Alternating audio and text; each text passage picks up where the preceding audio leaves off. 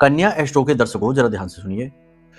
आज के इस कार्यक्रम में हम आपको बताते हैं ज्योतिष के ऐसे 3 कठोर नियम जिन्हें कभी तोड़ना नहीं चाहिए। जो भी व्यक्ति इन नियमों को तोड़ता है वह दुख पाता है और अपना शत्रु खुद बन बैठता है। उसे मिटाने के लिए बाहर से किसी शत्रु के आने की आवश्यकता नहीं है, वह खुद ही अपना शत्रु बन जाता है। जी हाँ, कौन से हैं वो नियम, ध्यान से सुनिए। सबसे पहला नियम यह है कि आपकी जन्म पत्री में जो भी शुभ ग्रह हैं, जो भी अच्छे ग्रह हैं, अच्छी स्थितियों में बैठे हैं, उन ग्रहों से जुड़ी हुई चीजों का दान कभी नहीं करना है।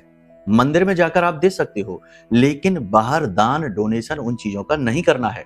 उन ग्रहों से जुड़ी हुई चीजें किसी को प्रयोग के लिए नहीं देनी है। ये सबसे बड़ा नियम है। और इसी का उल्टा नियम भी है कि जो ग्रह खराब स्थिति में है आपकी कुंडली में, उन ग्रहों से जुड़ी हुई चीजों को आप दान करेंगे तो अच्छा होगा। ठीक है, ये सबसे बड़ा नियम है। इसके लिए जन्म पत्री दिखा लेंगे तो ज्यादा बेहतर तरीके से आपको पता चल जाएगा कि किस चीज को आप दे सकते हैं और किसे आप नहीं दे सकते हैं।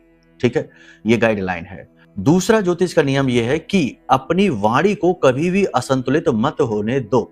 यानी अपमानजनक भाषा का प्रयोग ना करो, अपशब्दों का, गाली गलौज का प्रयोग ना करो। आज के समय में तो ये फैशन बन चुका है।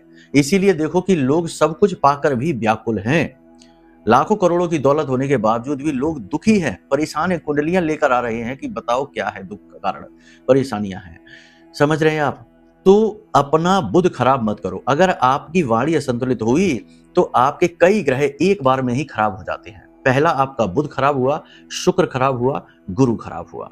तो कहने का मतलब यह है कि अपनी वाणी पर पूर्ण नियंत्रण रखो। ऐसी वाणी बोलिए मन का आपा खोए, और इनको शीतल करे आपहु शीतल होए। वाणी को शीतल रखिए बनाकर। ठीक है। तीसरा सबसे महत्वपूर्ण नियम, माता पिता का, अपने भगवान का और पुरखे पूर्वजों का कभी अपमान निरादर नहीं करना, पीठ के पीछे भी नहीं करना। सामने तो छोड़ो, पीठ के पीछे भी नहीं करना। इससे दोष उत्पन्न हो जाते हैं और ये दोष फिर मिटाए नहीं मिटते, काटे नहीं कटते और बहुत दुख देते हैं। कौन से दोष बनते हैं? पितृ दोष बन जाता है। पितरों का ही अपमान कर रहे हैं तो पितृ दोष तो बनेगा ही।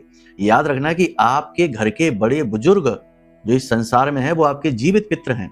अगर आप उनका भी अपमान कर देते हैं क्रोध में, आवेश में आकर, या पीठ के पीछे भी उनके बारे में नाप शनाप कह देते हैं, तो आपके पितृ कभी आपसे खुश नहीं हो सकते। पितृलोक में बैठे हुए पितृ भी आपसे अतृप्त ही रहेंगे। तो ये नियम है, इन्हें कभी नहीं तोड़ना है।